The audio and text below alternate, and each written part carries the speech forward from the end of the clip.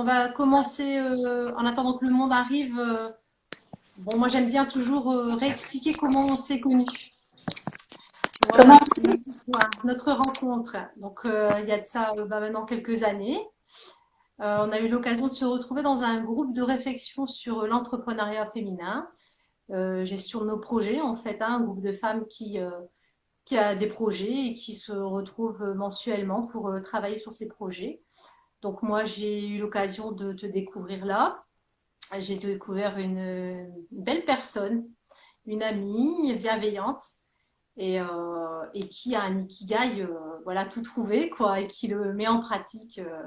Voilà, depuis que je la connais, voilà, je l'ai vu mettre en pratique progressivement son projet, le développer. Et donc oui, toi, tu as un très bel ikigai et je suis très heureuse de t'accueillir ce soir. C'est un honneur. Ben, merci Audrey. Bon, ben voilà, oui, on t'a résumé, on s'est rencontrés Oui. dans ouais, des rencontres d'auto-entrepreneuses, on va dire. Alors, c'était à différents. Il y en avait qui savaient ce qu'elles faisaient déjà, et d'autres qui se sont découvertes avec toi. Et il y a eu des belles choses vraiment. Alors, c'est à quoi je pense, hein. Des artistes, des personnes tout à fait, comment dire, ont découverte des choses et c'est une expérience extraordinaire. Alors, Surtout, on me dit que mon micro, Jamila, pose problème, ça grésille. Ce ah, serait ton micro, voilà. C'est surtout le son, en fait, hein. L'image, c'est super, c'est le son. je vais peut-être. Attends, tac. Et là, c'est toujours pareil? Ah, je t'entends bien, moi. Là, maintenant, je t'entends bien. Ça grésillait tout à l'heure, mais bon, on va te faire parler, on verra si ça grésille.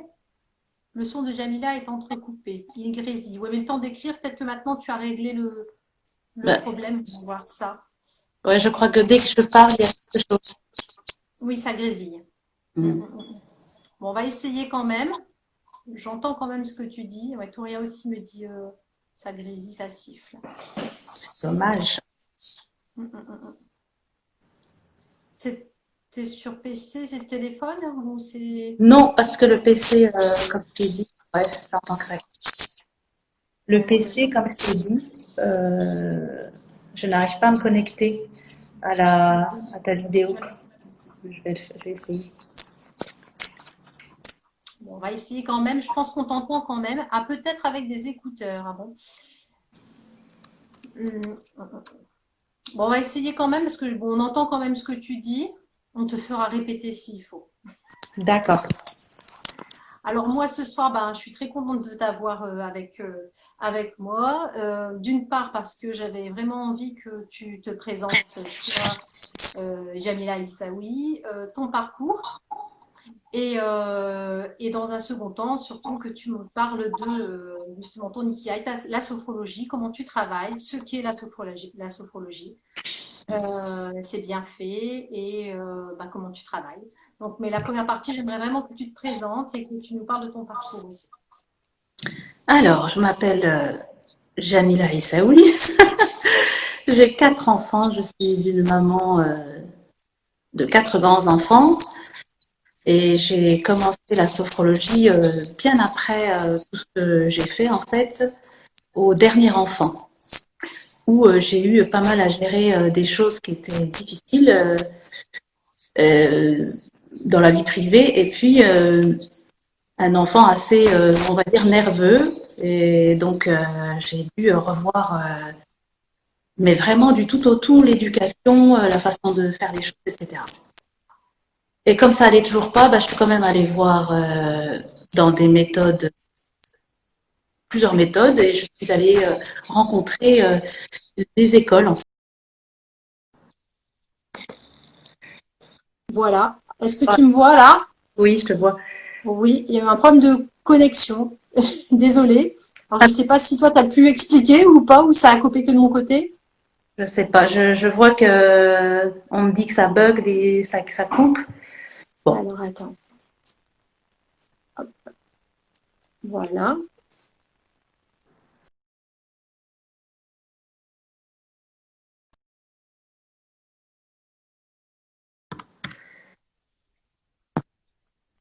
Oui, C'est bon là? D'accord. pour moi, c'est bon. Donc tu étais en train de... Je pense que c'est bon, c'est reparti. Il y avait un problème de connexion, tout s'est arrêté. Bon, il m'a mis plus de connexion, donc ça doit être ça. Et là, ça a l'air de fonctionner. Je voulais te... Donc tu étais en train d'expliquer que tu avais au niveau personnel vu eu un petit souci au niveau de ton fils, au niveau de son comportement, enfin là, des choses à gérer qui étaient un peu difficiles et que donc tu avais été voir des solutions pour ça. Et donc on est arrivé là, je pense que ça a coupé à ce moment-là. Eh bien, C'était cool. j'avais toujours le souvenir de mes séances de sophrologie en préparation à la...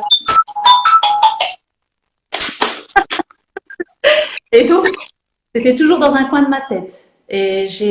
Donc je suis allée naturellement vers des écoles de sophrologie. Alors moi, je suis très ressentie et j'ai choisi une école qui me paraissait la mieux bienveillante de toutes pour moi, parce que j'ai vraiment été dans plusieurs écoles de bonnes conditions, partie donc me former à Paris. Et j'ai pensé, moi, de toute façon, sophrologue, tout sophrologue, euh, fait la chose sur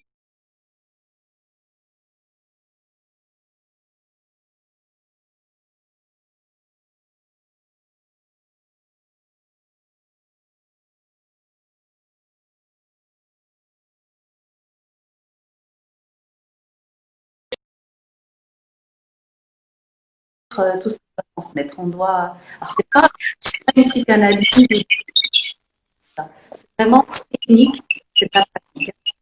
Voilà. Voilà pour le choix de la sophrologie. Audrey. Oui, je t'entends, je t'entends. Ça avait coupé à nouveau, hein. J'ai eu une coupure à nouveau. J'espère que c'est que de bon côté, mais c'est très très sensible là aujourd'hui. J'ai Donc, ça chez les autres qui faisaient des lives et c'est vrai que je me rends compte que c'est vraiment pas évident. Donc je tire mon chapeau à toutes les dames qui font plein de lives chaque semaine. C'est pas évident. Voilà. Voilà pour le choix de la sophrologie. Au départ, c'était pour moi. J'en avais besoin. J'en ai toujours besoin d'ailleurs. Tout à l'heure, j'avais un problème d'ordinateur. J'ai senti que la tension commençait à monter. Je me suis arrêtée et j'ai commencé à respirer et de raisonner ma conscience. Je veux dire, qu'est-ce qui va se passer? Est-ce que c'est vraiment grave si je rate ce direct? Etc. J'ai commencé à me raisonner toute seule et à respirer et à prendre conscience finalement que c'est tout, il arrivera ce qu'il arrivera. Et pour l'instant, on est ensemble. Voilà. Donc je suis toujours en pratique. C'est vraiment l'histoire d'une vie. On est toujours. Qu'est-ce que je peux dire? Ça, c'est pour le parcours. Après, je peux définir rapidement la sophrologie si tu veux. oui, vraiment, je te laisse vraiment la parole. J'ai vraiment envie qu'on comprenne. Bon, alors ton parcours, on a bien compris que tu l'as d'abord utilisé pour toi et tu en as fait ton métier en fait après parce que ça avait une utilité pour toi. Donc forcément, quand on est passionné pour quelque chose et qu'on en voit les résultats, on a envie de le partager. Donc tu en as fait ton métier et tu t'es très vite installé. Tu as fait une école. Ça, c'est juste pour les gens qui, voilà. Parce qu'en fait, il y a des jeunes aussi qui nous regardent, ou moins jeunes d'ailleurs, qui veulent être sophrologues ou qui sont peut-être intéressés et qui se demandent comment on devient sophrologue. Non, je ne me suis pas installée tout de suite parce que voilà, la sophrologie c'est quelque chose et l'entrepreneuriat c'est encore autre chose. Et j'ai envie de dire que si vous vous formez à quoi que ce soit d'ailleurs, formez-vous à l'entrepreneuriat et au marketing digital. C'est une obligation. Et donc, c'est carrément autre chose. On peut dire que je suis sophrologue depuis 7 ans maintenant, mais c'est 4 ans qu'on a décidé avec Rihab Labayed, la psychologue, et Touria Abdeljalil, la diététicienne. Donc, à 3, on a décidé de fonder la maison paramédicale, et c'était une grande aventure parce que, bon, le logo après, etc. Voilà, ça fait à peine 4 ans que nous sommes, on va dire, en maison paramédicale associée à 3 dans cette aventure. J'espère va bien marcher. Mais sinon, avant, ce que je faisais, c'est que j'intervenais dans les associations, j'intervenais dans les établissements. Et bah, j'étais, je veux dire, j'étais sophrologue depuis déjà quelques années, mais j'avais pas le lieu de consultation officielle comme j'ai maintenant. Donc, enfin, j'ai maintenant 4 ans. Depuis 4 ans. Voilà. Mhm. Ouais, c'est tout un parcours. Mais bon, tu as pratiqué au départ comme ça en associatif, et après, il y a tout le côté, tu as raison, après, il y a l'environnement, c'est où je vais travailler, qu'est-ce que je mets en place, comment je mets en place, c'est pas tout. Une fois que tu es formé, voilà, le milieu dans lequel je vais travailler, je dois le construire aussi. Et ça, il faut aussi C'est là parfois être accompagné et formé. Mm. qu'en sortant de l'école, bon, il y en a, si vous voulez, la sophrologie touche tout le monde, hein. Je veux dire, il y a des sophrologues qui ont d'autres métiers, infirmières, il y avait des ingénieurs en informatique, il y avait un pilote avec nous, je me souviens, des enseignants, directrices d'école, etc. Mais quand des personnes donc, qui n'ont pas accès à ce genre de formation, quand ils sortent, enfin, il vaut mieux aller vers, j'allais dire, des personnes comme toi, un peu, en fait, qui gèrent les projets et qui gèrent le travail tout doucement administratif, etc. Et tout l'accompagnement et puis la motivation, parce que au début, bah, on perd énormément de temps. Au début, on perd énormément de temps. On a envie de pratiquer, mais voilà, on perd du temps parce qu'on ne sait pas comment être visible. Il y a plein de choses administratives qu'on loupe parce que voilà. Bon, il y a plein de choses. Tout ce que je peux dire, celles qui ne sont pas formées, qu'elles soient accompagnées, et celles qui sont déjà formées, ben voilà, elles sont sur les chapeaux de roue dès la sortie de l'école, quoi. Il y en a. Même l'expérience. Alors, Mm. même l'expérience. Parce que de toute façon, l'expérience, elle a été faite sur nous-mêmes. Tous les sophrologues ont expérimenté toutes les méthodes et toutes les techniques qu'ils transmettent dans leur cabinet. C'est général et c'est pour tous les sophrologues. Voilà. Donc, il y en a qui vont un peu plus loin que d'autres et voilà, pour l'instant, il y a un minimum à avoir, un minimum de techniques à avoir expérimenté. Donc, en ce qui concerne l'expérience, de toute façon, on a au moins expérimenté une personne, c'est nous-mêmes. Voilà, pendant la formation, c'est obligatoire. Donc, voilà. Voilà. Après, justement, la deuxième partie là, du live, j'aimerais vraiment que tu expliques ce qu'est la sophrologie. Parce que moi, ce qu'on me dit souvent, c'est la relaxation. C'est des techniques de relaxation. Et moi, je sais que c'est pas que ça, mais ça, c'est toi qui me l'as expliqué. Donc, j'aimerais bien que tu en fasses profiter tout le monde et que tu expliques vraiment ce qu'est cette discipline. Alors, la sophrologie, il faut quand même expliquer d'où ça vient, etc. Bon, c'est le docteur Caicedo, qui est un neuropsychiatre, qui a la première fois donc créé ce nom, cette méthode qui n'existait pas évidemment. La sophrologie, elle a été créée d'abord dans les hôpitaux, donc expérimentée dans les hôpitaux. C'est une méthode qui est scientifique dans ce sens-là, c'est qu'elle a été expérimentée. C'est pour ça qu'on dit scientifique. Parce qu'après, j'ai tous les scientifiques qui se mettent sur mon dos et ah non, c'est pas scientifique, etc. On n'a pas d'études, patati. Non, quand ça a été expérimenté à l'hôpital psychiatrique, exactement. Parce que oui, Caicedo se demandait où était la conscience. Parce que la sophrologie, c'est un ensemble de méthodes.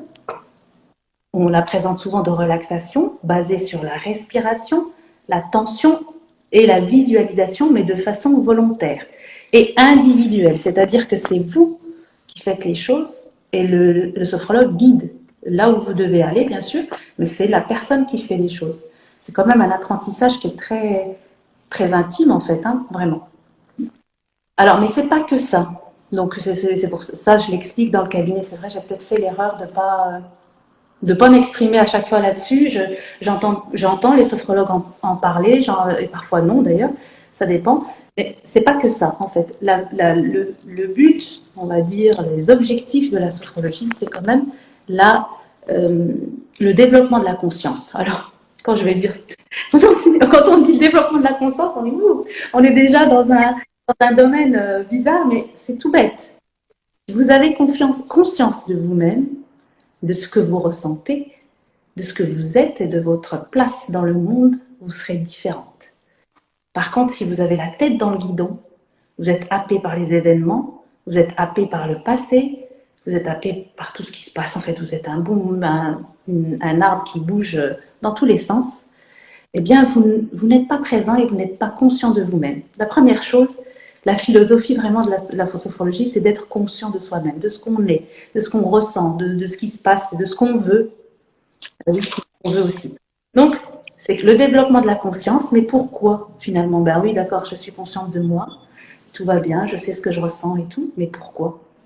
Ben, si on est conscient de soi-même, on vit selon les valeurs qu'on a choisies. C'est ça, le vrai but.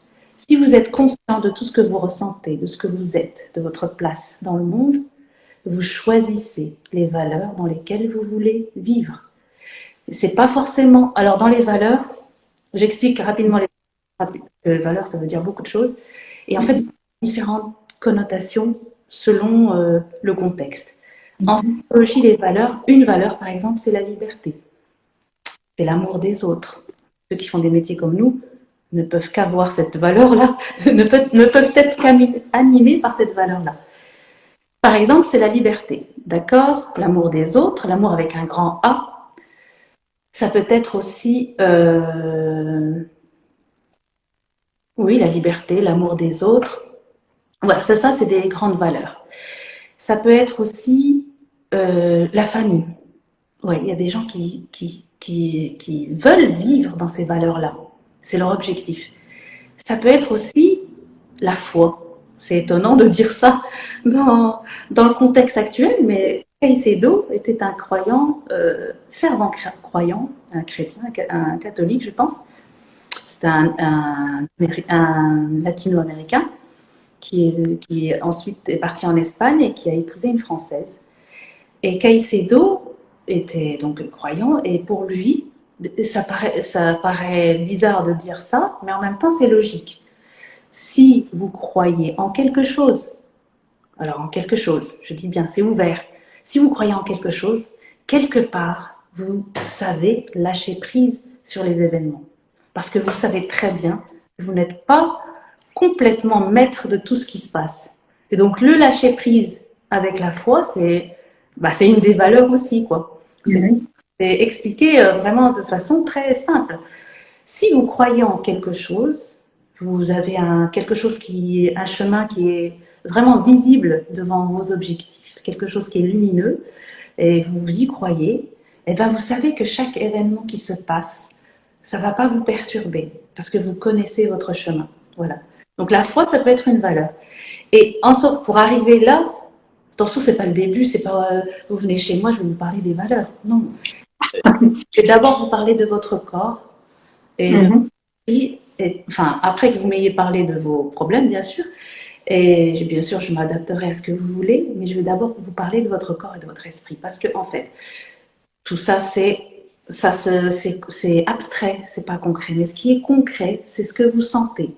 C'est les petits signes que vous avez quand vous n'allez pas bien.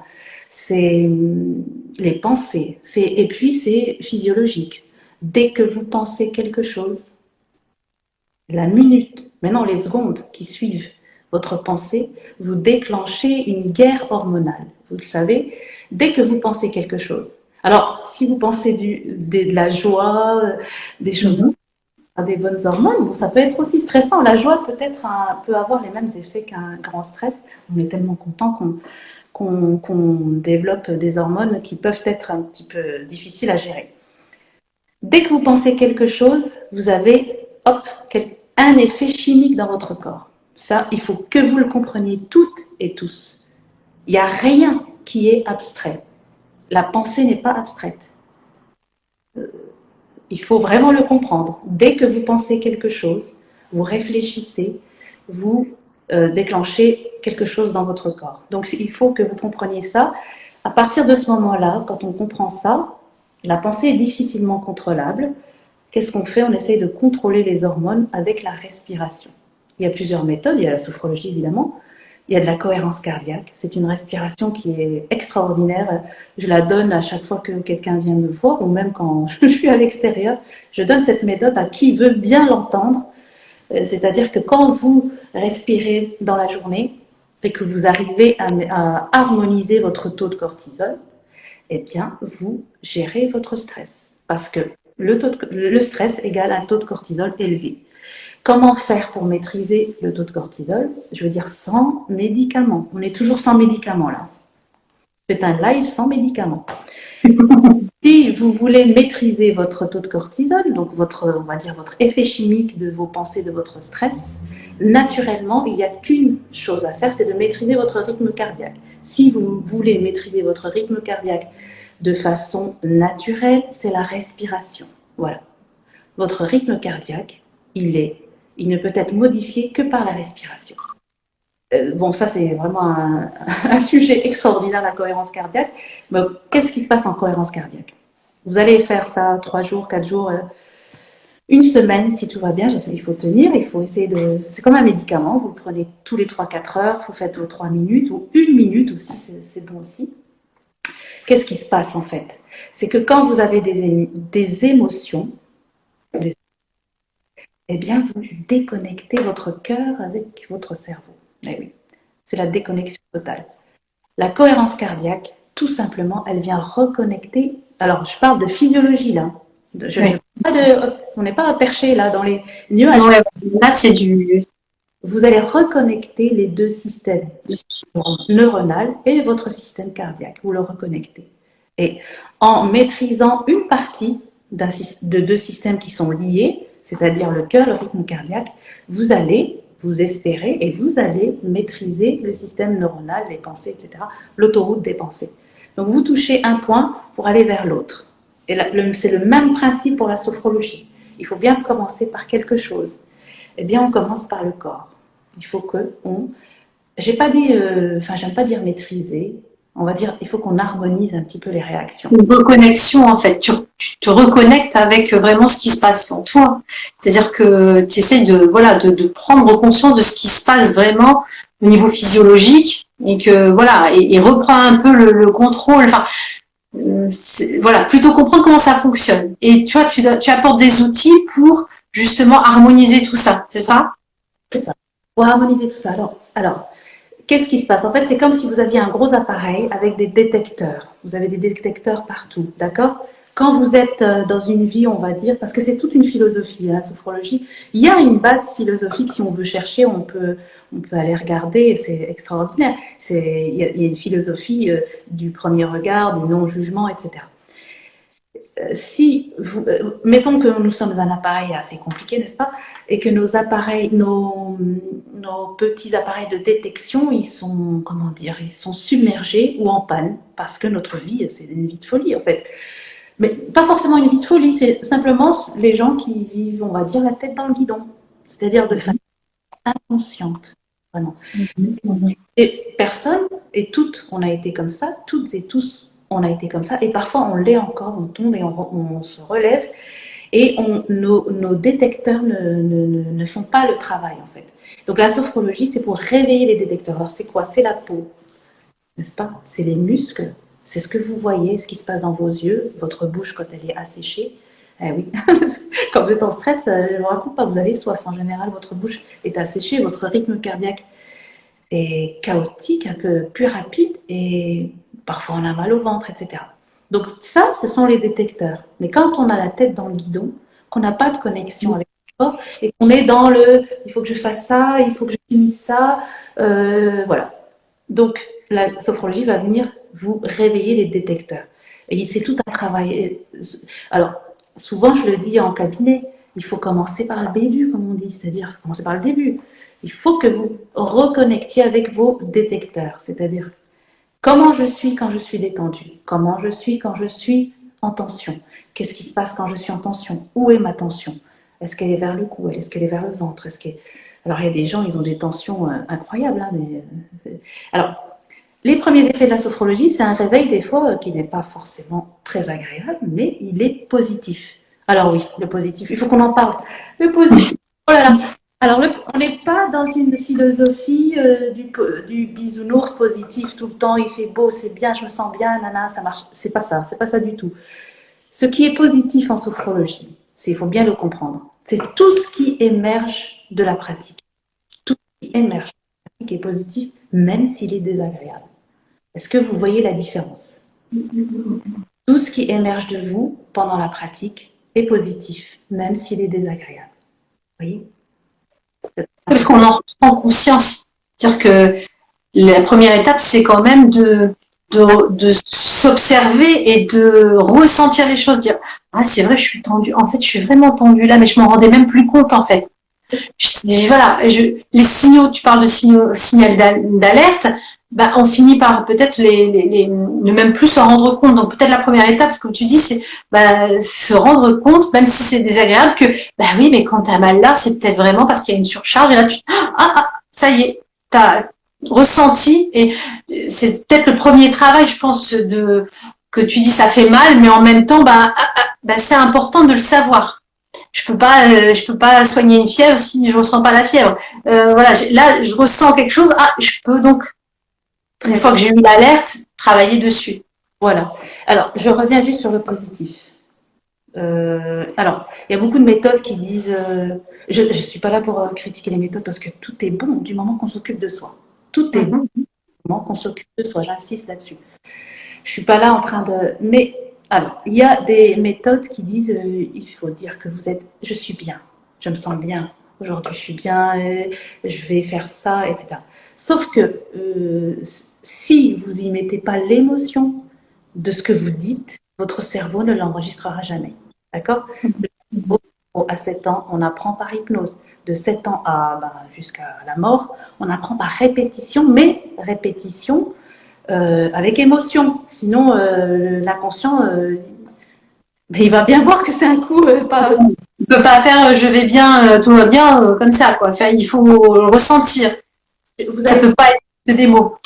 Voilà, vous n'allez pas venir en sophro et je vais vous dire vous allez, mais si vous êtes bien, vous allez vous sentir bien, etc. Non, non, c'est pas ça. Sauf si vous le dites avec conscience et avec émotion, et là votre cerveau il va comment dire enregistrer l'enseignement. C'est pour ça que j'insiste là-dessus. Le positif, oui, parce que tout ce qui émerge de la personne, tout ce qui sort comment dire qui sort où à la conscience, c'est positif. Tout ça c'est positif. C'est le développement de votre conscience, le développement de ce que vous ressentez, etc. C'est positif. Ça, c'est aussi un lien pour vous dire pourquoi en sophrologie, la base de la sophrologie, c'est l'entraînement. Pourquoi? Parce que c'est ce que je viens de dire tout simplement avec le cerveau. Tous ceux qui nous écoutent ici, ils ont tous plus de 7 ans. D'accord?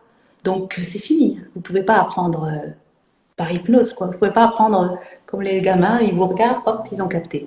Ils ont capté, c'est fini. Vous devez répéter et répéter pour que ça devienne naturel et ça devienne quelque chose qui est presque automatique, en fait. Oui, vous devez répéter, c'est ça. Alors,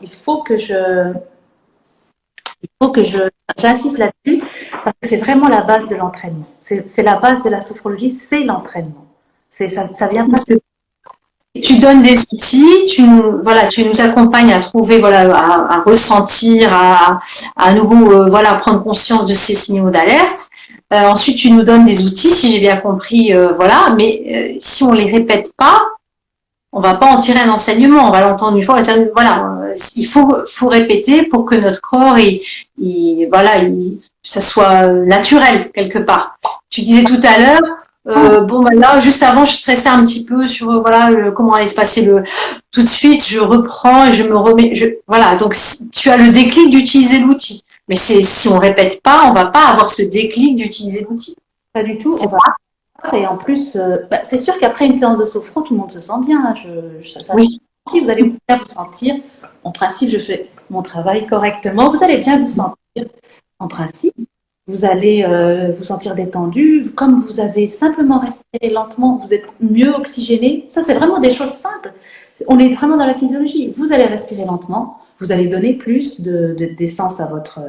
vous allez donner plus d'oxygène, c'est tout bête. Vous êtes détendu, vous êtes relâché, vous êtes bien. Donc ça va durer, vous allez sortir du cabinet, ça va durer quelques heures.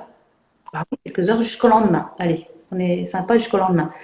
Le lendemain, non mais même avant des fois, vous allez traverser la route, vous allez prendre votre voiture, vous commencez à rouler, il y a quelqu'un qui vous fait une queue de poisson, et alors là, vous êtes happé par l'événement. On est tous comme ça.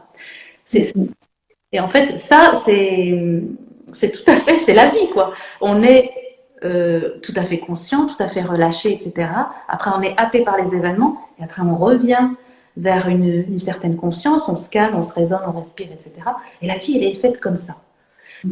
Vous n'avez aucune prise sur aucun événement qui vous arrive de l'extérieur. Et je ne vous apprends pas quelque chose en le disant, mais vous avez seulement prise sur votre réaction face à l'événement. D'accord? Et votre réaction face à l'événement, c'est oui, ça s'en prend. Alors, moi, je suis plus de nature à paniquer tout de suite. C'est, les enfants, ils arrivent. On m'a appelé le téléphone. Voilà, les mamans, par exemple, vous voyez le numéro de téléphone de l'école de votre enfant. Déjà là, vous êtes déjà vous êtes en up, vous êtes déjà vous êtes déjà parti dans les positions, etc. Surtout si votre enfant il a dit le matin en partant, j'ai mal au ventre. Mal au ventre, c'est foutu. Votre journée. Parce que et oui, les pensées, elles arrivent. Voilà. Si vous avez un entraînement, je ne peux pas vous dire, je ne peux pas vous garantir que jamais vous n'allez paniquer. Mais bien sûr que si, vous allez paniquer. Vous allez paniquer, mais selon votre entraînement, quand vous serez entraîné, vous allez paniquer de moins en moins longtemps. Parce que là, on va parler du vif du sujet. Quand vous paniquez, d'accord? Vous paniquez, vos pensées sont là, tac, tac, il s'est passé quelque chose, peut-être qu'il a eu un accident, peut-être que ceci, cela. Vous pensez, et vous pensez que vos pensées n'ont aucun effet. Sauf que votre taux de cortisone, il a monté en flèche, d'accord? Sauf que votre rythme cardiaque, il est de plus en plus rapide, votre respiration, elle est haletante. Alors, j'aime pas trop dire ces signes parce qu'à chaque fois que je les dis, c'est comme l'hypnose, les autres le ressentent. Il y a tout à l'heure de respiration calme. Votre bouche est sèche. Voilà, vous avez des effets directs de vos pensées. Ne pensez pas qu'il n'y a pas d'effet. Immédiatement, vous avez un effet de vos pensées. Donc, c'est là qu'il faut commencer à se raisonner. C'est là qu'il faut commencer à respirer lentement pour abaisser le taux de cortisone, pour réguler le rythme cardiaque et pour donc de fait réguler aussi vos pensées. Voyez. Alors, le second, tout ça, mais ça s'apprend. Tout s'apprend en fait. Ça s'apprend. C'est ce que j'ai lu quelqu'un qui écrivait, le plus difficile après, c'est de l'ancrer dans nos vies. C'est-à-dire que ça soit naturel. C'est-à-dire qu'on pense tout de suite à utiliser une technique de respiration, mais comme tu le disais, c'est de l'entraînement. Alors l'ancrage, c'est bien que tu en parles parce que qu'est-ce que c'est l'ancrage, mais vraiment. Et l'instant présent, tous ces mots qu'on entend. Quand j'ai commencé, tout ça pour moi, ça voulait rien dire en fait. Je ne comprenais pas ce que ça voulait dire. C'est pourquoi on doit vivre l'instant présent. Qu'est-ce que je m'en fiche, l'instant présent. Moi, ce que je veux, c'est que ça marche quoi dans ma vie. Ben, l'instant présent, c'est la vie en fait. Si vous ratez des moments. Quand on est dans l'instant présent, comment on fait pour être dans l'instant présent? C'est qu'on n'est plus dans le passé, d'accord? Angoissé. Et on n'est pas dans le futur, c'est-à-dire qu'est-ce que je vais faire tout à l'heure? Et donc, si on se centralise sur l'instant présent, on est dans la vie, la vraie vie, quoi. Et l'instant présent, l'instant présent, je suis en train de le dire, c'est déjà plus l'instant présent, c'est l'instant passé. Si j'en ai pas profité, si j'ai pas bien regardé Audrey, si j'ai pas bien profité d'un moment avec vous, c'est un moment qui est passé, qui est fini. Et jamais le revient. Donc, la sophrologie aussi va vous apprendre à profiter de l'instant présent. Et ça, vous savez comment? Chaque fois que vous allez avoir des choses bien, vous allez vous promener, peut-être avec la personne que vous aimez bien, vous allez aller dans un endroit que vous aimez, ou vous allez simplement vous reposer, ou vous allez manger un truc que vous aimez. Plus vous faites une pratique sophrologique, plus vous appréciez ce que vous faites de bien, d'agréable. C'est comme ça, c'est un effet... c'est un effet qui n'est pas, c'est naturel. Dès que vous commencez à pratiquer, vous commencez à vraiment goûter les bons moments. Vous allez donner de l'importance à ce qui est agréable. Parce qu'en fait, quand vous allez être en séance, parfois on va vous demander, est-ce que vous pouvez, si vous le voulez bien, aller dans une situation que vous aimez, que vous avez aimé, etc. Vous allez chercher, vous allez chercher, mais c'était quand? C'était les vacances. Au début, ça va être fouillis comme ça. Mais des fois, c'est tout simple. C'est par exemple, j'ai pris un café avec une amie. j'ai siroté un café, j'ai mangé un gâteau que j'aime bien, je sais pas, je dis ça, peu importe. Et ce moment-là, comme vous le vivez intensément, il va être inscrit dans votre cerveau. Et parce que vous le vivez intensément. Voilà. C'est ça. C'est ça. Les gens qui disent oui, il faut vivre l'instant présent, mais personne n'explique en fait. Mais l'instant présent, c'est tout simplement d'arrêter de penser à ce qu'il y avait avant, à ce qu'il y aura après, et de vivre vraiment, de savourer la vie. La vie, c'est un cadeau. Alors, c'est vrai que c'est pas toujours un cadeau, il y a des problèmes et tout, je suis consciente de ça, mais ça reste quand même un cadeau, c'est une occasion de vivre que tout le monde n'a pas, quoi. Voilà, l'instant présent, c'est ça. Et l'ancrage, qu'est-ce que c'est l'ancrage? C'est à force de vous entraîner, de savoir comment vous êtes dans certaines situations, de savoir comment vous réagissez, comment vous pouvez vous remettre sur les rails, eh bien, vous vous ancrez de plus en plus. Vous vous ancrez de plus en plus. C'est-à-dire que vous devenez une personne qui est assez droite sur ses pieds, et qui se connaît, hein, tout bêtement. Hein, je veux dire, voilà, il y a très très bien. Et quand vous les voyez, vous savez qu'elles se connaissent très bien. Il y a quelqu'un qui émane d'elles, des femmes ou des hommes, qui se connaissent très bien et qui n'ont pas peur du passé ni du futur, etc. Et ils émanent quelque chose de leur... Il y a quelque chose qui émane de leur personne. Eh bien, je vais vous dire ce qui émane de leur personne, c'est l'ancrage. Elles sont ancrées dans leur vie. Alors, l'image, c'est facile, hein, tout le monde l'a déjà donné cette image, c'est l'arbre. L'ancrage, c'est les racines. Quand vous savez d'où vous venez, comment vous êtes, où vous allez, vous êtes un arbre ancré avec ses racines. D'accord? Alors, les événements, c'est le vent, le tempête, etc. Ça va vous faire bouger quand même. Hein. Je ne vais pas vous garantir une vie cool et tout, c'est pas possible. Ça va vous faire bouger, mais comme vous êtes ancré dans vos racines, vous n'allez pas vous arracher. Vous restez ancré malgré les événements. C'est tout ça, la sophrologie. Plus vous savez qui vous êtes, comment vous êtes quand vous êtes en stress, comment vous pouvez faire pour remédier à cet état, qu'est-ce qui est bon pour vous, ça c'est les valeurs. Comment vous voulez vivre. Et puis peut-être que la vie que vous vivez en ce moment, c'est peut-être pas selon vos valeurs. Alors, les valeurs, je vais dans tous les sens. Les valeurs... Non, c'est clair, t'inquiète, au contraire. Les valeurs, je reviens sur les valeurs, ce n'est pas forcément les valeurs qu'on vous a enseignées. C'est possible, ça peut s'en mêler, mais c'est pas forcément ça. C'est pas forcément les valeurs que vos parents vous ont enseignées, que l'école vous a enseignées ou que la vie vous a enseignées. On est bien d'accord. Même si ça peut être une source d'inspiration, mais vos valeurs, vos valeurs avec lesquelles vous voulez vivre, qui vont vous donner cet ancrage, c'est celles que vous avez choisies après avoir fait connaissance avec vous-même. Alors, ça a l'air comme très perché, mais c'est pas du tout perché en fait. Hein.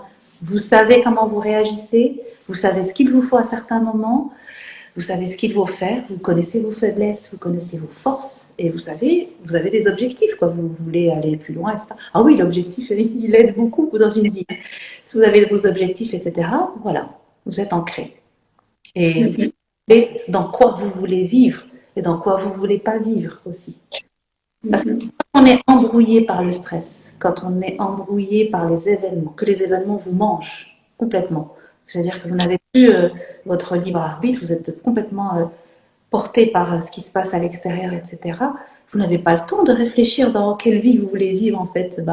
Vous vivez, les années passent, voilà. Et malheureusement, il arrive à des personnes de vivre longtemps et sans vraiment vivre leur vie en fait.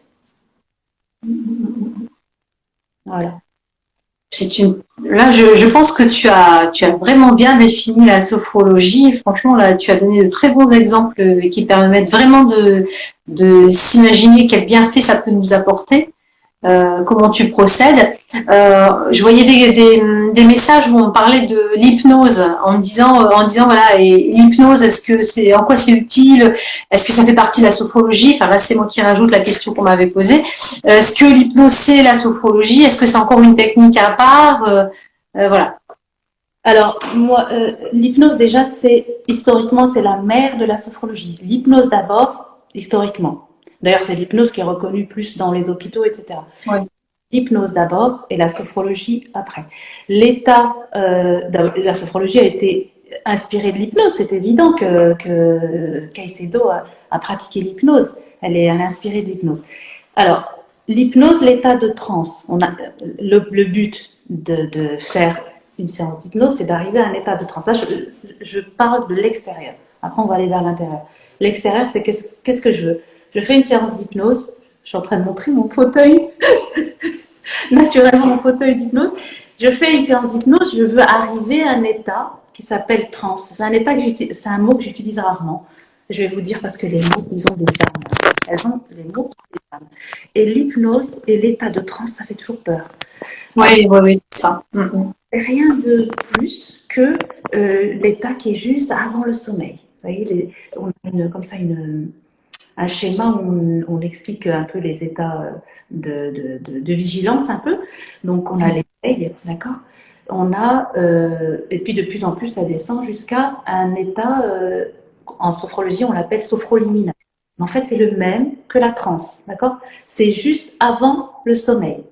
On a le sommeil, après on a le coma et après on a la mort, d'accord. Vous avez compris un peu le message, le schéma. Donc la transe et la comment dire, l'état sophroliminal, c'est le même état, d'accord. C'est un état qui est quand même assez spécial. C'est dans cet état-là qu'on va travailler, d'accord. Et en sophrologie, c'est un état qu'on obtient avec une grande relaxation musculaire et bien sûr mentale. Et on arrive à ce moment-là. Et c'est à ce moment-là qu'on vous dit, bah, vous allez aller imaginer une situation, etc., où vous êtes bien, tatati. Alors, là, on finit, en sophrologie, on va finir, on va dire, les bienfaits de la relaxation physique et mentale en allant dans cet endroit, parce que ce qu'on veut, c'est que le cerveau pense qu'il est vraiment dans cet endroit-là et qu'il libère les bonnes hormones. C'est ce qu'on veut. Ça, c'est la séance de base. Mais attention, c'est pas tout le travail. Dans d'autres séances de sophrologie, on va arriver à ce moment-là, c'est-à-dire juste avant le sommeil, pour travailler. On va visualiser votre projet, par exemple si vous avez un projet. On va visualiser, si c'est un deuil, on va visualiser le fait que vous dites au revoir à la personne que vous avez perdue, par exemple. Pour ceux qui passent des examens, on va visualiser toute l'étape de l'examen. Bien sûr, alors sophrologie, tout se passe de façon positive parce que vous êtes en train de coacher votre cerveau là, pendant la étape là de transe, c'est là qu'on travaille. Et en hypnose, c'est aussi là qu'on travaille. La différence, c'est qu'est-ce qu'on touche en sophrologie et qu'est-ce qu'on touche en hypnose. En hypnose, on va vers ce qu'on appelle l'inconscient. Alors, l'inconscient, il y a plein de définitions, là, des philosophiques, etc. Tout ce qu'on l'inconscient, pour schématiser, c'est quelque chose que vous n'allez jamais contrôler, qui va plutôt vous contrôler. Et c'est, bon, il y a plein de définitions, il y a la définition de Freud, il y a la définition d'autres philosophes, etc. Tout ce qu'on peut dire, c'est que l'hypnose va aller vers l'inconscient. Alors, pourquoi on va aller vers l'inconscient? C'est quand même... Je pratique l'hypnose dans mon protocole de sophrologie. Parce qu'on va faire des séances pour vous relâcher, apprendre à vous relâcher, etc. Puis à un moment donné, ça va toujours pas bien. C'est que derrière, il y a quelque chose, d'accord. Mais nous ne sommes pas psychologues, nous n'allons pas, on va dire, tant que vous n'avez pas le problème, je vais vous chercher, etc. Simplement, on sent qu'il y a quelque chose en vous qui refuse un petit peu d'avancer. Et donc, ce quelque chose en vous, on va aller discuter avec lui. L'hypnose, c'est la meilleure façon de discuter avec le fin fond d'une personne, c'est-à-dire les meilleures conditions pour discuter d'un problème. Donc, on va vous mettre dans les meilleures conditions. La différence entre la sophrologie et l'hypnose, en sophrologie, en sophrologie, on réassocie l'esprit et le corps, d'accord. Tout est conscient de le corps est conscient de l'esprit est conscient du corps. Et en hypnose, on dissocie. Vous avez compris? C'est-à-dire que l'esprit, le mental, c'est celui qui réfléchit, les tâches patati. On laisse le mental se reposer, aller ailleurs. On laisse le corps aussi complètement se relâcher et on attend que l'inconscient émerge. quand on sent que la personne est vraiment donc dans le domaine que je vous ai dit, là, la transe, le domaine là, ou l'inconscient, là, on espère que l'inconscient émerge, et là, on va discuter avec le patron, en fait. On va discuter. Et on discute des problématiques, si c'est la problématique de quelqu'un qui veut, je ne sais pas, absolument réussir, changer, etc., on va discuter. Moi, je dis toujours que l'hypnose, c'est on se met dans les meilleures conditions pour discuter du problème. D'accord? Mais on n'est pas là pour s'entraîner comme on fait en sophrologie. C'est une fois. D'accord? Une fois, parce que l'inconscient, il lui suffit d'une fois. Vous voyez? S'il émerge, s'il est là à ce moment-là, il lui suffit d'une fois. Si l'inconscient est, bon, je vais schématiser grossièrement, si l'inconscient est OK avec nous, c'est-à-dire avec la personne, ce qu'elle veut là, et moi ce que je lui dis, eh ben, ça va rouler. D'accord?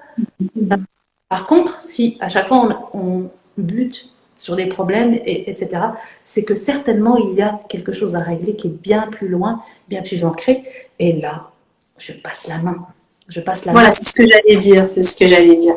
C'est-à-dire qu'il faut bien faire la différence entre des séances de psychiatrie, psychologue, voilà, là où on va plus dans le traitement, on va dire plus profond encore, mais quand il y a vraiment quelque chose vraiment à travailler, mais ça, tu peux le voir qu'avec justement avec l'hypnose, quelque part. Parce que, enfin moi, si j'essaie de comprendre, je vois un petit peu que, bon, la sophro, on va ressentir les choses. Là, au contraire, on reconnecte.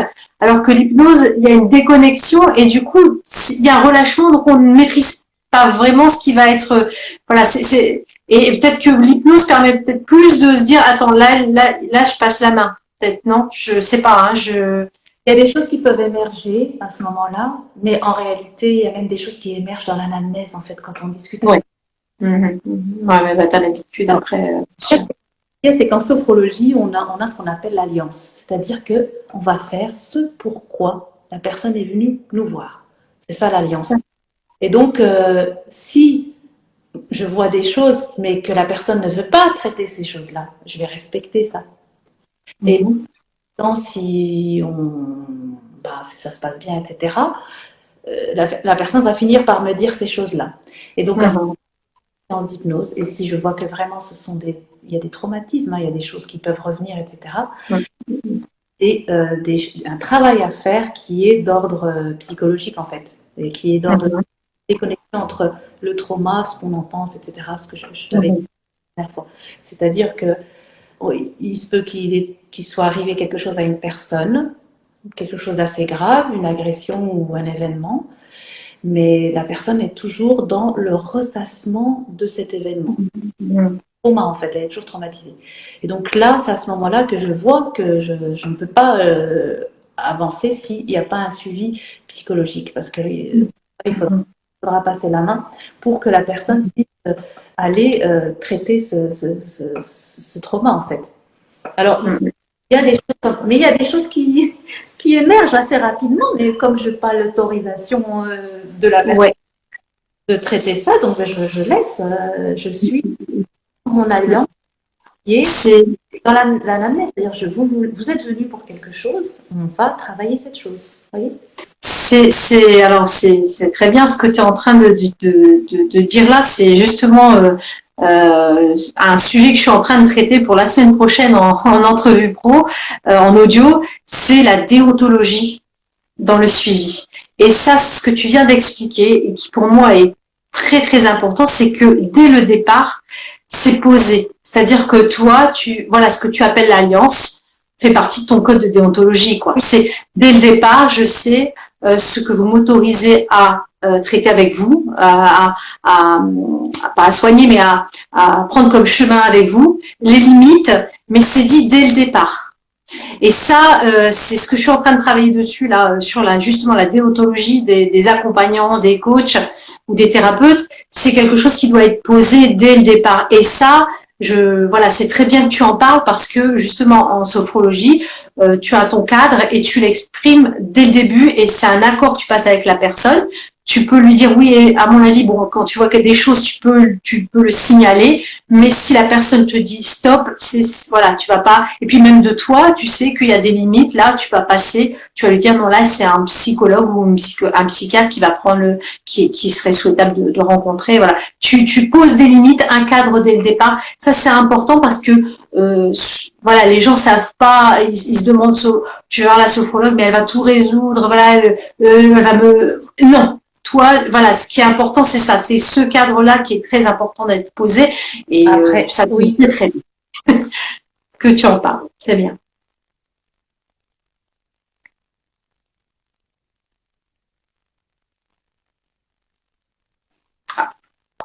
Est-ce que tu Voilà, ça vient déconnecté.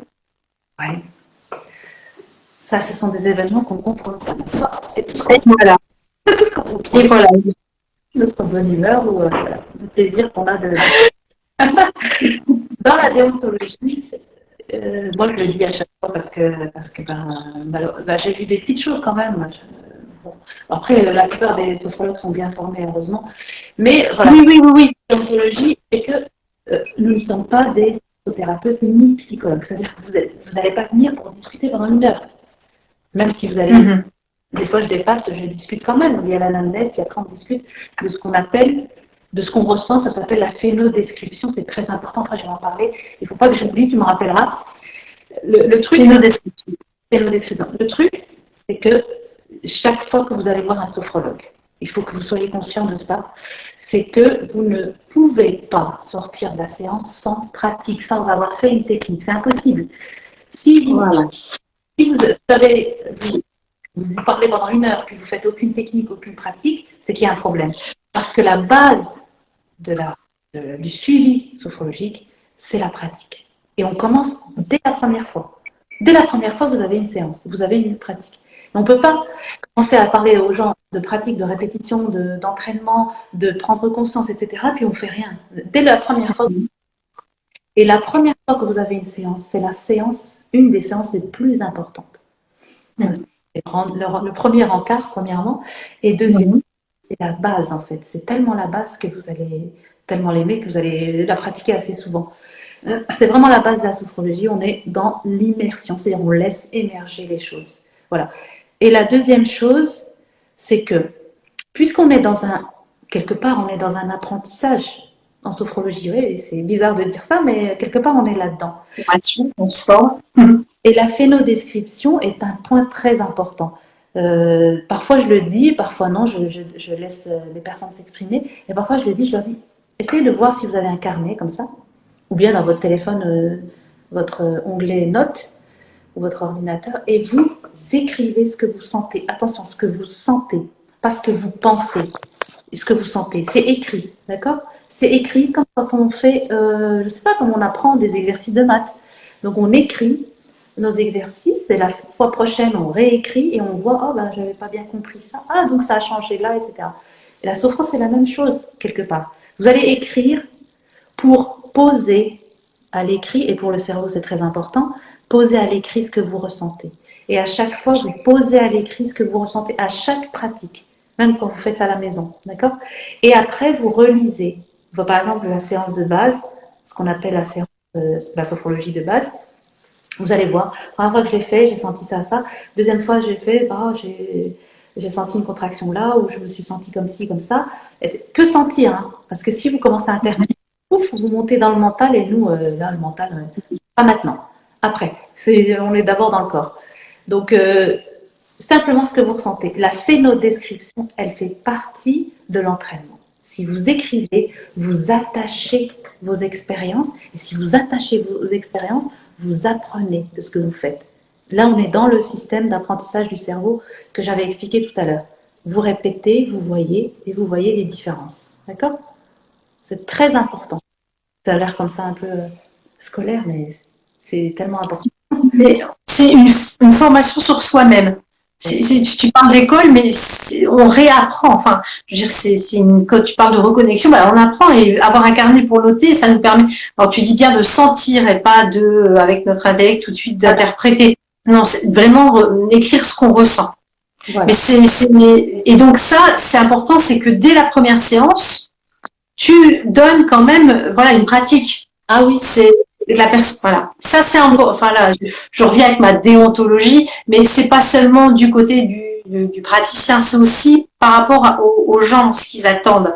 Parfois, les gens sont tellement en souffrance et voilà, ils attendent beaucoup, beaucoup, beaucoup, et parfois c'est pas c'est pas en une séance que tout se règle, c'est pas et parfois c'est pas que toi.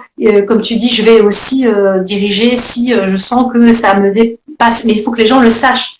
Tu vois, ça c'est ça aussi la déontologie. C'est important que les gens, à la fois eux, se rendent compte que le thérapeute, dès la première séance, doit bien expliquer ce qui est fait, les objectifs, et puis qu'il donne un vrai outil. On parle d'outils. En quoi ça va vraiment leur servir? Elle est bien. Et en fait, ce que tu as fait ce soir, vraiment, c'est bien complet. Je veux dire, on aborde vraiment mieux ce que c'est. Enfin, pour moi, hein, je sais pas si les gens peuvent mettre aussi des petits mots par rapport à ça, mais moi, c'est beaucoup plus clair. Tu expliques bien la différence, la complémentarité aussi entre la sophrologie, la cohérence cardiaque et l'hypnose, la différence et la complémentarité. Donc, je te remercie vraiment pour cette définition. Il y a une question sur l'hypnose, je ne sais pas depuis quand elle est là en fait. Depuis le début, c'est pour ça que j'en ai parlé, c'est que Touria a répondu en disant que tu n'avais pas encore abordé le sujet, donc tu viens de le faire en fait. Hein. C'était au tout début. Alors, qu'est-ce que ça change dans vos vies? La question, ça change votre vie. Ça change votre perception à votre vie aussi. Et ça peut changer même le chemin de votre vie. Alors, ça peut faire peur, dire, oh mince, je ne veux pas changer de chemin, je suis bien là où je suis. Oh, si ça me chamboule, c'est pas bien. Mais attendez, quand on n'est pas à sa place, on est chamboulé aussi. Écoutez, c'est une histoire de place. Oui, c'est une histoire de place. C'est une histoire de place. Si vous êtes à votre place, si vous êtes ancré, parfois j'ai des gens qui sont harcelés au boulot, par exemple. D'accord? Il y a des personnes qui viennent parce qu'ils ont des crises d'angoisse à cause du harcèlement moral au travail. Et là, il y a plein de choses à travailler, plein de choses. Et c'est quoi le problème? Pourquoi certaines personnes arrivent à entrer dans votre bulle et à vous lancer des choses et qui vous mettent dans cet état-là? Comment ça se fait qu'elles ont accès déjà? Donc, il y a plein de questions. Il y a votre façon, vos valeurs à vous, ce que vous vous donnez comme valeur de soi, etc. La façon, des fois, qu'il faut revoir. Ben oui, ça arrive, la façon de communiquer, etc. Et puis, il y a aussi le fait de ça. Il faut savoir que les personnes qui balancent des trucs, en général, c'est eux. Hein. Tout le monde le dit, tout le monde le sait maintenant parce que tout le monde lit des choses sur le développement personnel. Ah oui, c'est le miroir. Si les personnes sont méchantes, c'est parce qu'en fait, elles pensent des choses méchantes sur elles. Mais c'est pas si simple que ça, mais enfin bon. Avant de travailler sur l'autre, je pense qu'il faut d'abord travailler sur soi. Moi, je suis plus comme ça. Je veux dire, bon, voilà. Je pense que la priorité, c'est d'abord nous comprendre comment on fonctionne, voilà, et se reconnecter justement pour après pouvoir aborder les différentes personnes autour de nous. Il y a quelqu'un qui demandait si on pouvait le faire tout seul, si on pouvait pratiquer sophrologie, voilà, ou des séances. Alors, il y a des séances qui sont sur Internet, sur YouTube, etc. Simplement, le suivi et le protocole, il n'est pas sur YouTube. Vous allez trouver des séances comme ça, tac, tac, tac, mais vous n'allez pas avoir un protocole. Parce que nous, quand vous venez et qu'on vous voit, etc., on voit se profiler le protocole qu'on va faire. Et après, on le change petit à petit en voyant la personne. Par exemple, samedi, la personne, elle vient de m'annoncer qu'elle est enceinte. C'est une très bonne nouvelle, elle est contente, moi aussi je suis contente. Mais on va un petit peu moduler, on va un petit peu changer la pratique, on va moduler, on va voilà. Maintenant, l'objectif, c'est quand même que de finir bien la et tout ça. Donc, l'objectif de fait, il va changer. Vous voyez, vous allez avoir les séances de relaxation, vous allez avoir... alors, sur YouTube, parce que moi, j'ai regardé au début, quand j'ai commencé à pratiquer, alors je me suis très sensible à la voix. D'accord? Je suis très sensible à la voix et je suis très sensible au rythme, etc. Donc, je crois qu'il n'y a que mon directeur d'école je pouvais écouter. Mais les autres, sur YouTube, j'avais du mal, parce qu'il fallait quand même que je pratique, j'avais du mal, j'écoutais, je me dis, mais je peux pas, moi, ça. Bon, voilà. Alors, ça, ce sont des choses que vous ne pouvez pas changer. Si vous allez voir une sophrologue et qu'elle ne vous plaît pas, ça arrive, hein, qu'elle ne vous plaît pas, que ça marche pas, la communication ne marche pas, sa voix, ses manières, on est dans le ressenti, là. On n'est pas dans le jugement, c'est pas grave. Enfin, si, on est dans le jugement, mais c'est pas... Non, mais quand ça colle pas, ça colle pas. Voilà. Il ne faut pas hésiter à changer, à arrêter, à aller avec quelqu'un d'autre. C'est pas, on est humain, il faut que ça colle, quoi. Il faut que ça colle entre nous. Alors moi, comme j'ai fait mon cursus et tout, j'ai appris à apprécier les gens tels qu'ils étaient. Voilà. J'ai appris. Et comme, de toute façon, mon ikigai, comme dirait l'autre, c'est l'amour des gens, l'entraide, etc. C'est ma façon de vivre. C'est comme ça que je vais continuer, si tout va bien.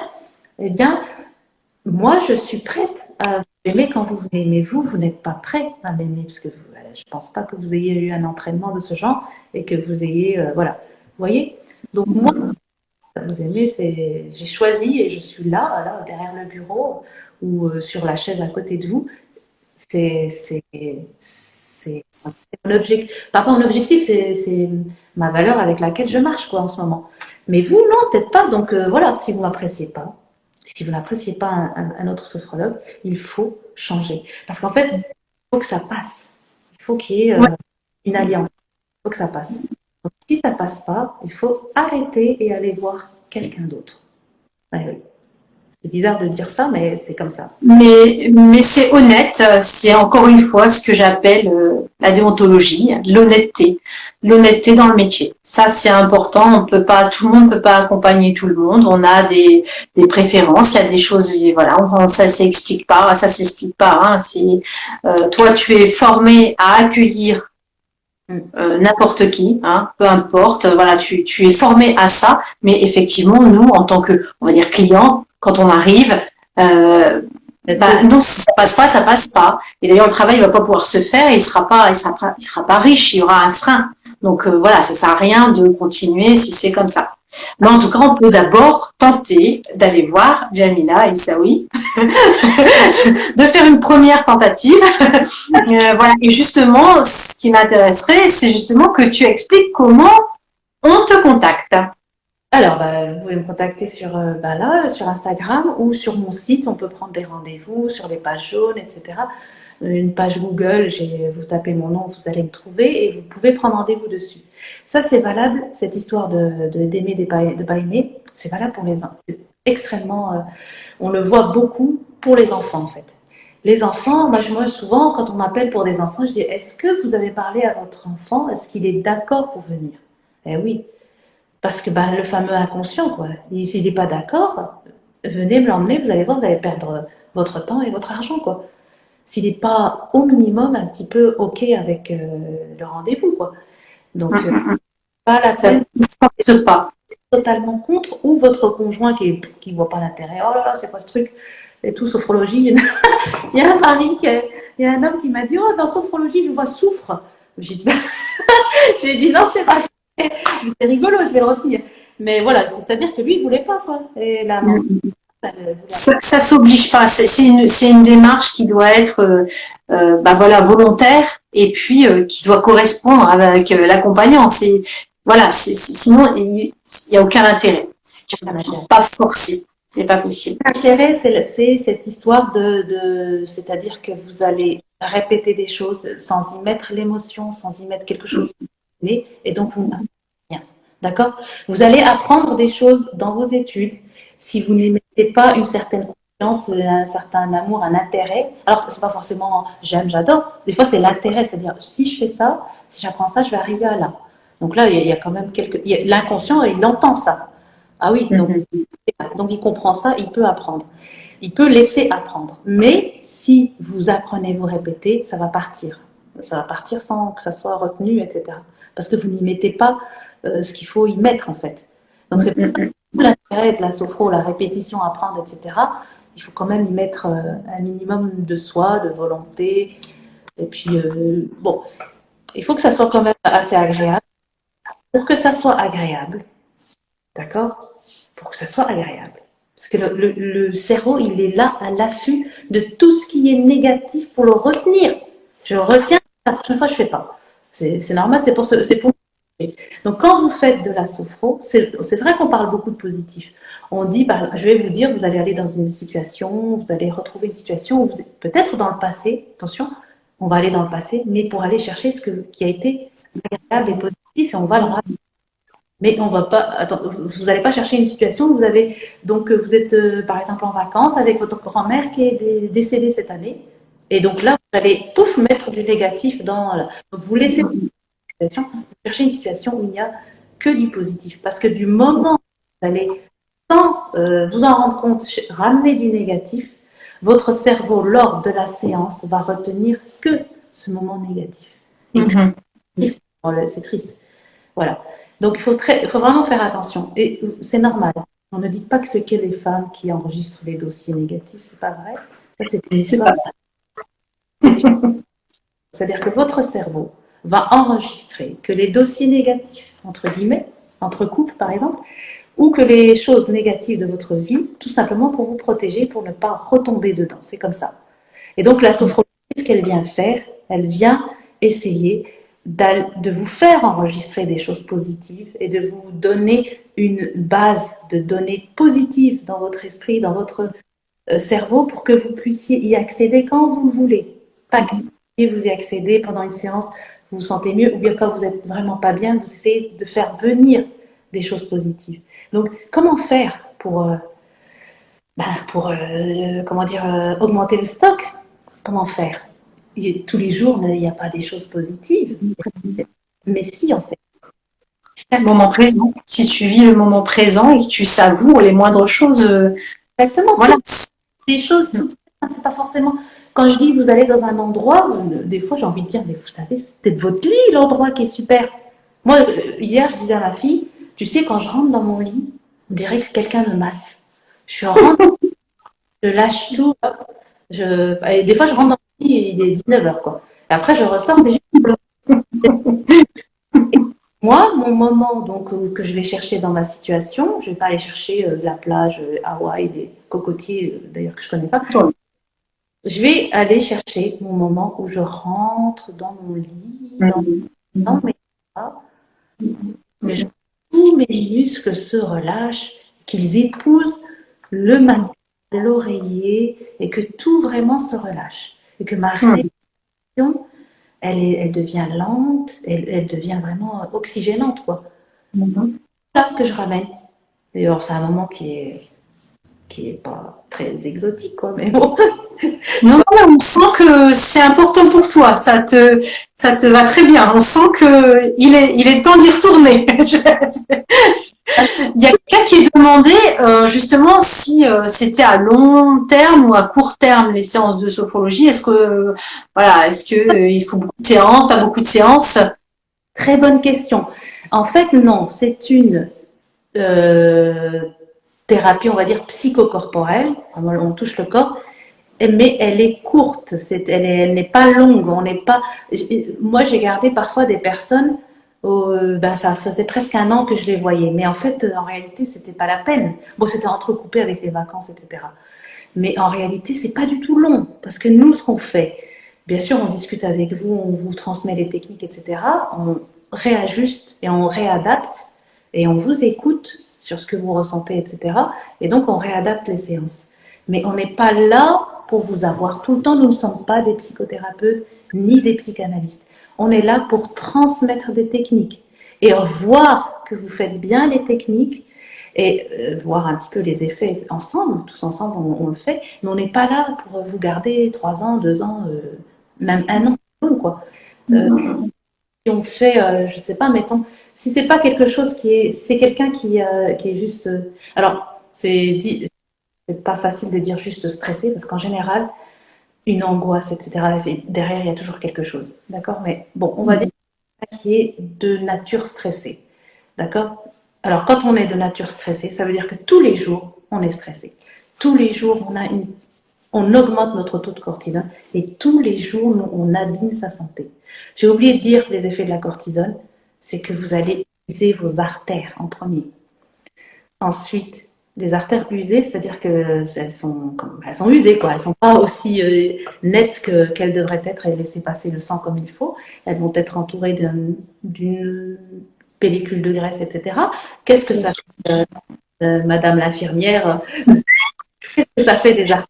Eh ben, un tuyau bouché, on a tout ce qui est problème d'AVC, problème d'infarctus, insuffisance cardiaque, voilà. On a tous ces problèmes-là qui viennent, Voilà. qui apparaissent comme ça. Ouais. Et on n'a pas encore dit le reste. Hein. Le reste, par exemple, vous avez la bouche sèche et la bouche sèche. Les sucs, votre salive, c'est votre première étape de votre digestion. Donc, quand vous mangez et que vous êtes stressé, donc vous avez moins de sucre, donc vous commencez pas la digestion et vous balancez votre nourriture que vous avez mâché vite à votre estomac qui n'est pas prêt parce que lui, il n'a pas eu son essence, son hormone pour bien travailler. En fait, vu que vous êtes en état de stress, vous avez eu que les hormones qui sont là pour vite on court, on se sauve parce qu'il y a danger, mais il n'y a pas danger. Du coup, votre estomac, déjà, il n'a pas eu son essence, d'accord? Il reçoit un truc qui n'a même pas été prédigéré dans votre bouche, d'accord? Vous avez... Alors, qu'est-ce qu'il fait? Et quand il reçoit des trucs comme ça, j'imagine, l'estomac, il balance tous les sucres, les acides et tout pour aller vite, parce qu'il se dit vite, c'est quoi, qu'est-ce qui se passe là? Elle m'a envoyé des gros trucs qui sont même pas bien mâchés, donc il faut que j'aille vite. Alors, je ne distingue même pas, je travaille, je digère et tout. Du coup, les nutriments ne sont pas distribués comme il le faut, etc. Et là, les effets sont incroyables. Justement, ce qui me fait penser à un truc, c'est qu'on va parler de ça dans un atelier avec la diététicienne. C'est très important. Et on va faire un atelier en janvier là-dessus, la gestion du stress au niveau. Donc au niveau sophrologie, évidemment. Un petit peu l'explication du stress, il y a différents stress, et au niveau nutritionnel, et là, vous allez découvrir des choses incroyables. Parce que moi, quand j'ai fait la première fois, la gestion du stress, en fait, j'ai appris plein de choses avec la diététicienne, et je me suis rendu compte qu'il y avait encore plus d'effets sur le corps que sur la nutrition, quand on est en état de stress, que vous pouvez l'imaginer, en fait. Vous ne vous rendez pas compte. Dès que vous êtes stressé, ça commence par la bouche. Et déjà, vous loupez une étape de la digestion. D'accord? Si vous mangez. Donc, du coup, un petit conseil à moi et à vous-même, quand vous êtes en état de stress, vous avez une mauvaise nouvelle, etc., ne mangez pas. Allez boire de l'eau. Buvez de l'eau. Diluez un peu la cortisone. Et pour humidifier votre bouche, etc., attendez avant de manger. Vous voyez, vous n'êtes pas prêt pour digérer, en fait. Vous êtes prêt pour courir. Vous n'allez pas courir, mais c'est incroyable. Mais voilà, le corps, il est... Mais le corps, lui, il est équilibré. Il est lié à votre esprit et tout. En fait, c'est nous le problème. C'est notre... Mais lui, il est lié, quoi. Le cerveau lui ordonne des choses, il le fait, point barre. Voilà. C'est des réactions qui sont logiques, en fait, qui sont en chaîne, c'est physiologique. C'est juste nous qui donnons la mauvaise information, enfin l'information qui va déclencher tout ça. Donc le fait de remplir sa bouche sans attendre. Alors, moi souvent je dis aux enfants, même à tout le monde en fait, quand vous mangez, quand vous mettez dans votre bouche, ne remettez pas, attendez que la bouche soit vide avant de remplir votre cuillère. Oh là là. Déjà, ah bah oui, parce que tu manges comme ça, à l'arbalète, écoute, il n'y a aucune information qui passe, ça se mastique pas, il n'y a aucun suc digestif, c'est trop rapide. Mais ça, c'est super, donc c'est une actualité, ça, c'est ton actualité au mois de janvier, un atelier sur le stress et la nutrition, c'est ça? Le stress avec la nutrition, et puis la sophrologie, bien sûr, et puis dans l'atelier, on va bien vous expliquer ce qui se passe. On va vous donner une technique ou deux techniques en sophrologie, et Touria va expliquer vraiment tout ce qui se passe au niveau des hormones. D'accord. Et c'est vraiment... je dis pas ça pour faire... Enfin, si, je fais ça là-dessus, je fais de la pub, mais je veux dire, c'est tellement... C'est important. Là, il faut. Alors moi, c'est très bien. On a fait connaissance avec toi. Tu nous as expliqué vraiment de manière très précise la sophrologie, la cohérence cardiaque et l'hypnose. C'est vraiment très très riche en définition et tu as bien éclairci les choses. Je t'en remercie. Mais c'est important aussi de savoir comment on reste en lien avec toi. C'est-à-dire que je sais que il y a le cabinet. Tu viens de dire qu'on pouvait contacter et prendre rendez-vous pour avoir des rendez-vous au cabinet. Tu fais en Zoom aussi, je pense. Ça aussi, c'est important de le dire parce que avec le confinement, je suppose que voilà, c'est important de le rappeler, hein, qu'on si on peut te contacter, et avoir des Ah oui, peut-être des comme ça, on parle Zoom. voilà, on a été obligés, nous aussi, d'adapter à le principe d'adaptabilité, d'adaptation. Oui. On fait nos séances en Zoom. Au départ, j'étais pas très pour, et en fait, j'ai vu que c'était super. Il y a des filles, des dames et des jeunes filles donc qui ne pouvaient pas se déplacer, et donc j'ai pu suivre des femmes et des jeunes filles par visio, et ça marche très bien parce qu'en fait, je les vois bien. Et elles me voient bien, elles m'entendent bien, on avance comme ça. Et elles sont, c'est super parce que moi aussi, hein, je suis à l'aise parce que je suis soit dans mon cabinet, mais je peux être en pantoufle.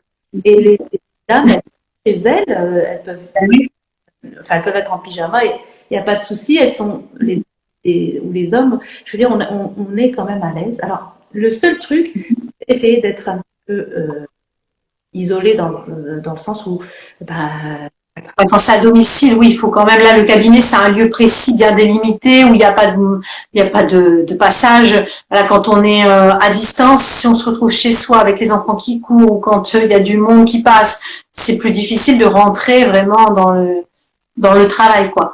Donc, Zoom en présentiel, en entreprise également, tu interviens dans les entreprises?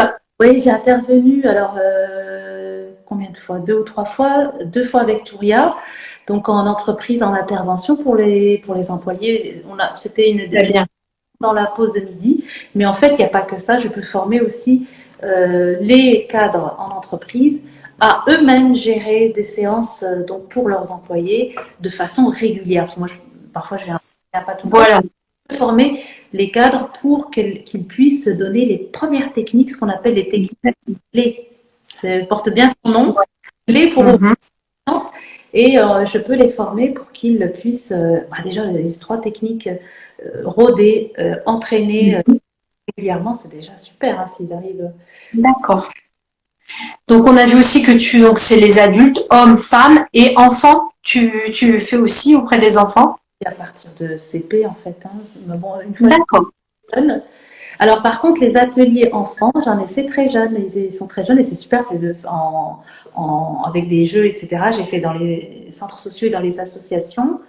J'ai fait des ateliers pour les employés en crèche et pour eux quand ils sont avec les enfants. Ça, je l'ai fait l'année dernière, je pense.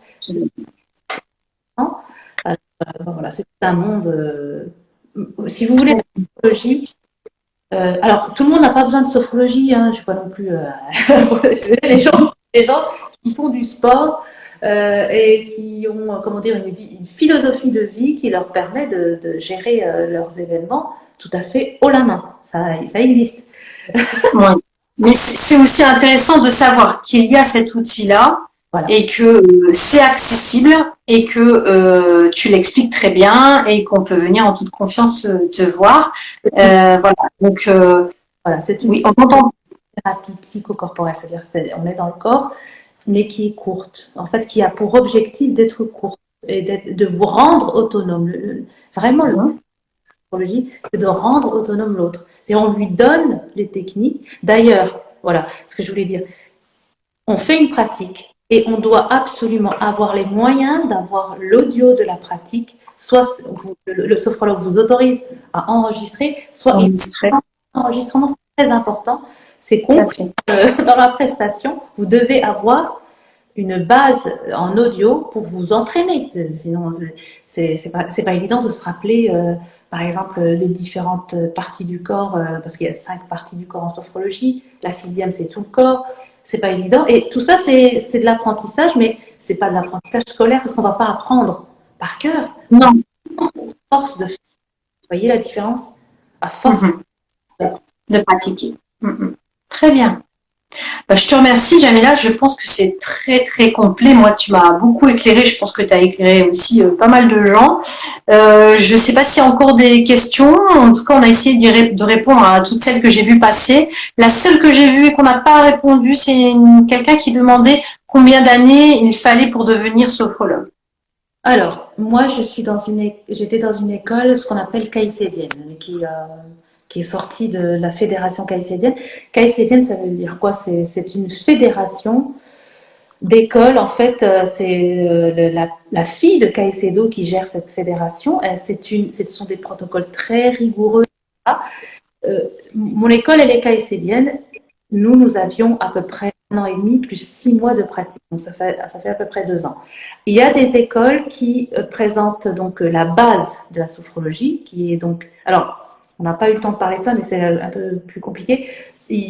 Pour avancer en sophrologie, le développement de la conscience, etc., on a 12 degrés. D'accord? Et pour être sophrologue, la base, c'est 4 degrés. Donc, on apprend les 4 degrés, on les fait sur nous-mêmes et on avance avec les 4 degrés. Donc, il y a des écoles voilà, qui enseignent. À peu près, c'est sur combien de temps ces 4 degrés? C'est sur plusieurs années? Ça dépend des écoles. Alors, ouais, ça dépend des écoles, mais non, c'est un minimum de 6 mois. Pourquoi? C'est pas une question de comment dire, de qualité d'école. C'est une question de vivance. Alors là, je vais donner un mot qui n'existe pas, mais qui a été inventé par la sophrologie. Qu'est-ce que c'est la vivance? C'est vivre vos pratiques, d'accord? Vivre vos pratiques et laisser le temps à la pratique, donc d'évoluer dans votre conscience, etc. Donc la vivance, vous êtes obligé de vous laisser du temps pour vivre pour celles qui veulent aller dans des écoles ou prendre des cours pour devenir sophrologue, vous devez vous laisser un minimum de temps. Donc au minimum 6 mois, 1 an et demi, 2 ans pour certaines écoles, d'accord? Mais nous, c'est 1 an et demi plus 6 mois de pratique, de pratique d'heures, en fait. En fait, maintenant, les écoles, c'est en nombre d'heures. Vous avez à peu près 300 heures de contenu court plus pratique, etc. D'accord? Il y en a en 6 mois, ils le font. Et il y en a alors, moins de 6 mois, que puis-je dire? Non, vraiment, oui, je pense. La vivance, c'est un nouveau mot, mais c'est un mot qui existe en sophrologie, si vous voulez. Mais vous devez vous laisser le temps de vivre vos degrés et de développer votre conscience tout doucement. Donc, pendant les 6 mois, c'est pas des 6 mois de cours, c'est intensif en pratique, en fait. Vous êtes vraiment tout le temps. En plus, vous avez plein d'enseignements sur le cerveau, enfin plein de choses qui évoluent. Voilà, à intégrer et puis à vivre, comme tu dis. Et vraiment, la science est avec nous, vraiment, avec la sophrologie. C'est que rien n'est acquis et on peut changer les choses. Alors, vous pouvez changer dans votre vie, là, maintenant, et vous changez les choses aussi dans les gènes que vous transmettez.